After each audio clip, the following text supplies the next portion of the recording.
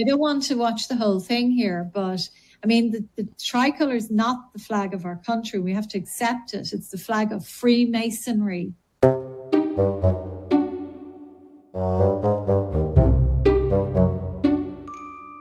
The bricks, again, this orange brick, that is Freemasonic.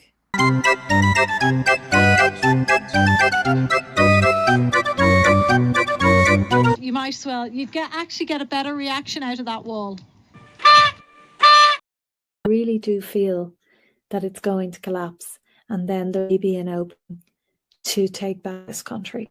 There may be. It won't involve elections because, unfortunately, in the interim period, there will be, I would be in favour of a form of dictatorship. Unfortunately, that's what wouldn't be needed, but it would have to be a benign dictator. So armed police for the interim, most definitely, yes. John and I firmly believe that politics has failed.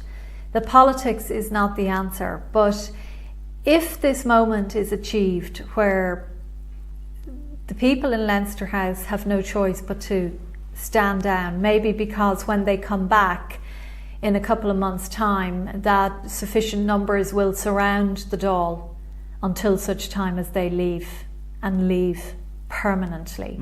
But then there is a vacuum, and it is at that point that John and I would be presenting ourselves to be those who remove the architecture of globalism in this country within 1 year. We covered everything. Nothing was missed. Look, I think if you were to say who has exposed Freemasonry more in Ireland than anyone else, it is me. And most people, I understand that people struggle. What's she talking about, these Freemasons? But, let's not, zero in on some of these examples, and ask yourself, was there really anything in that? Was there really anything worth talking about in that? This kind of outrage that is because Gemma says something, about somebody or whatever. So what? What are the sides? And today we find that the Masons have apologised to their members for even allowing Tucker Carlson and Conor McGregor into their building because they didn't know who they were. The only people who don't know who Conor McGregor is. But that's what they're like. That's what they're like. That's the kind of people they are. They're like these, all the gentlemen who have dining things and they talk about, they play bridge. They wouldn't know what mixed martial arts is. Yeah. Well, I'm not sure I buy. I'm not sure I buy their naivety to that level now.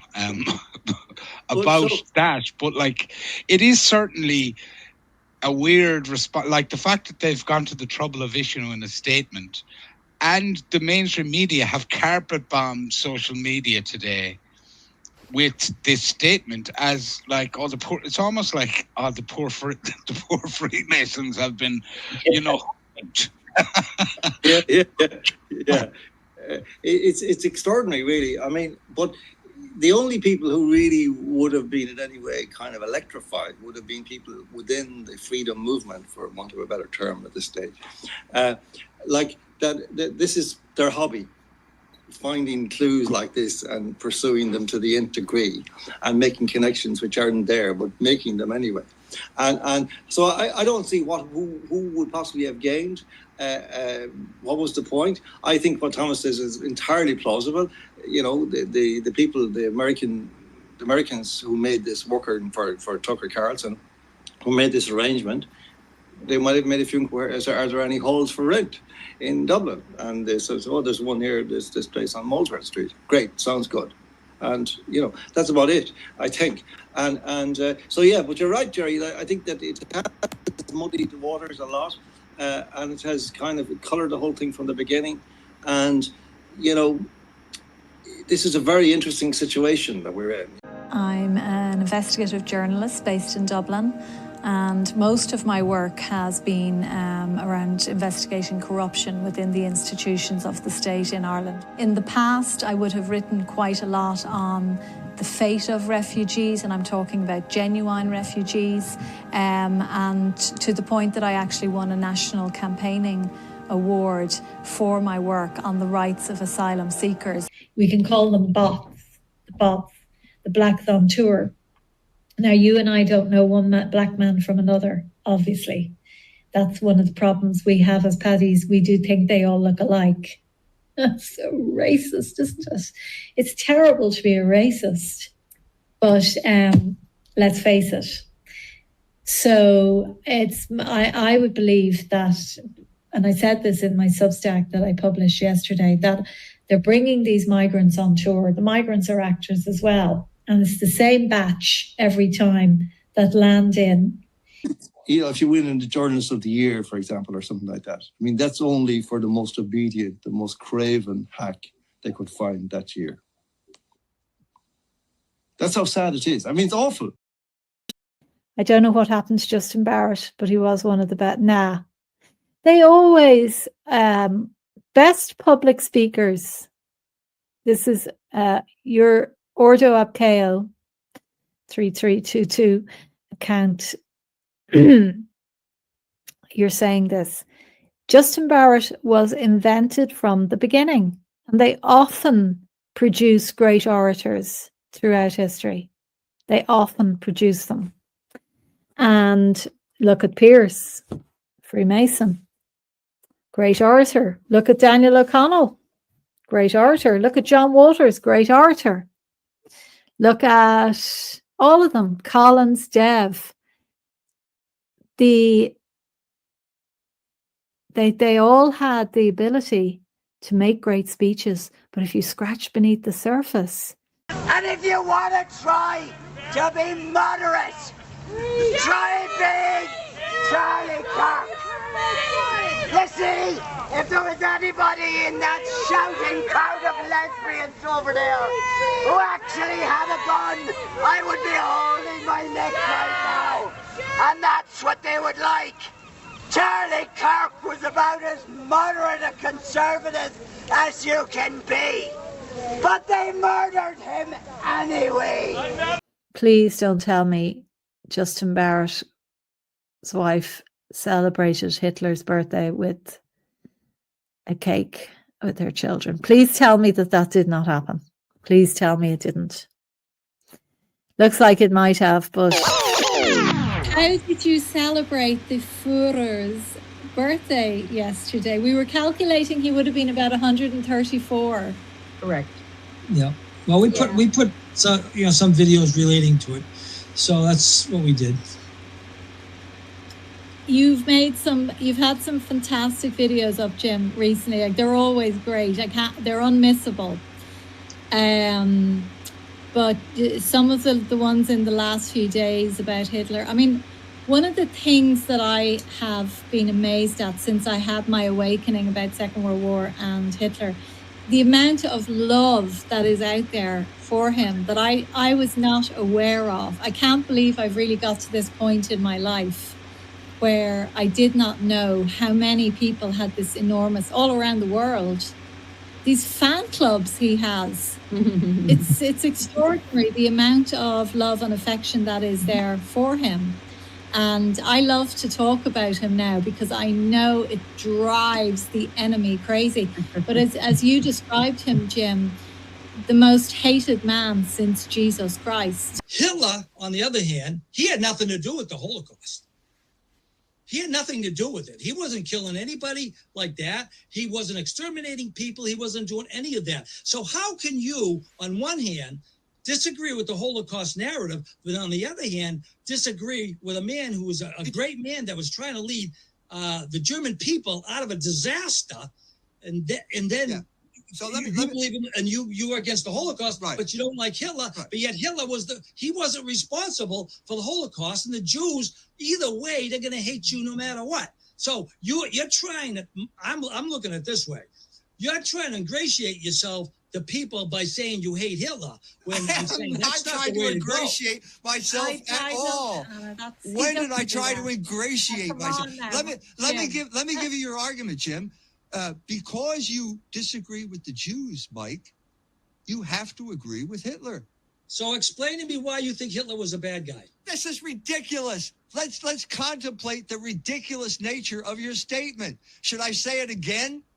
Because you disagree with the Jews, Mike, you have to agree with Hitler. That's preposterous.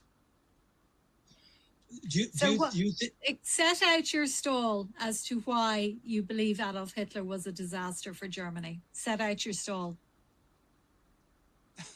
How did it end? Did it end well for the German people? If Hitler hadn't existed, because he lost the war? the Jews would have had to invent him. Hitler was the preferred candidate of the English oligarchy because he was the most radical and the most likely to bring about the war that they wanted to use to finish off Germany. I'm not blaming. Look, I wish you had read the book. You know, instead of just pontificating on something that you never read. That's why we're here. We're trying to get the information out of you. So we're really interested in your position on Hitler. We're really interested. Okay, so Hitler comes to power, can't unify Germany because of the Catholic-Protestant split, tries to do it, can't do it, so he has to unify them according to neo-pagan myths based on Wagner and Nietzsche and all of this godlessness, which has had a corrupting effect on the morals of the German people for decades now. This man comes to power, and then he uses this as a way of consolidating total power by destroying his enemies. That's why he created Dachau at the beginning. That's why he put Catholics in Dachau from the beginning, 1933. That was the whole point of this. And in doing that, he gradually lost the allegiance of an important institution.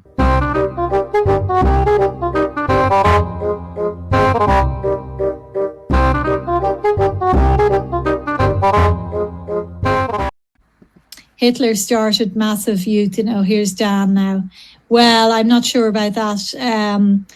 I think we've been told lie after lie about Hitler, Adolf Hitler. He started massive euthanasia campaign in Germany. I find that hard to believe, Dan, because I was set up in oral. Here we go. Now, Dan is definitely trolling tonight, and he has been known for his trolls. Adolf Hitler was a profound animal lover. Profound. And I think it's one of the reasons why in the concentration camps you could keep horses, you could breed rabbits. He saw how animals were given to us by God as our companions, and who they made our lives much more comfortable and bearable, maybe, certainly they help children, children who are maybe have a bit of a traumatic childhood going on. It's wonderful that they would, have a pet that would love them. But he was absolutely so compassionate when it came to animals. And I find it hard to believe that an animal lover could be such a hater of humanity. I doubt it. I doubt it. What happens when a person's life is reduced to their economic value? It's a horrifying question to even ask, but under the cover of World War II, the Third Reich answered it. The lives of people who were mentally or physically disabled, or who were considered to have hereditary diseases, were deemed unworthy of life based on economic arguments and the Nazi obsession with creating a genetically superior German people. The result was a state-sponsored euthanasia program across Germany and Austria that systematically murdered 200,000 people starting in 1939. All of these plants that he has been interviewing, and we here in the chat have been calling them out. And now once again we are fully vindicated. John Wilson, what a letdown. I actually lost my job for that man, but I'm actually so grateful to him because I couldn't have stuck another day working for Dennis O'Brien anyway. But what an absolute moron he turned out to be.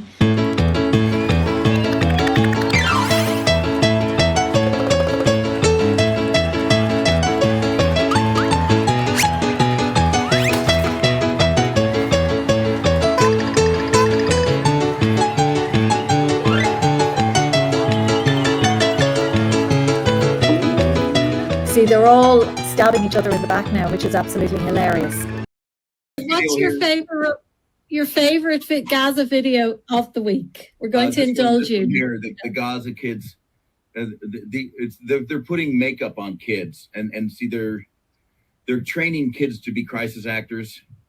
Supposedly these kids were in a bombing, but you see, and she stops crying, but then she starts crying again, as if on cue. See, now she starts crying again, and